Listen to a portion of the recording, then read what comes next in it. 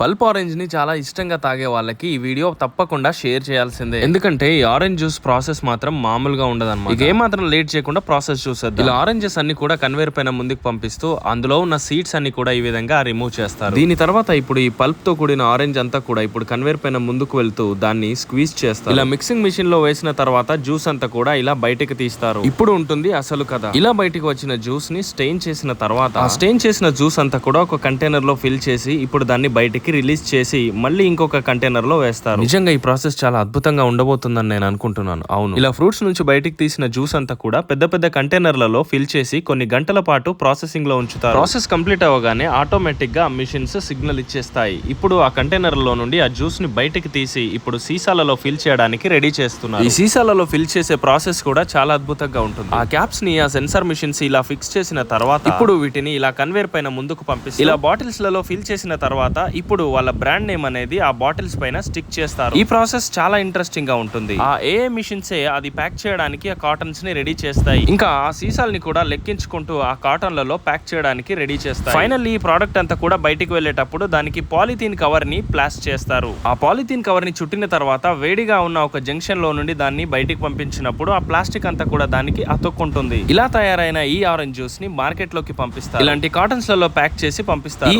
AI video మీకు ఎలా అనిపించింది?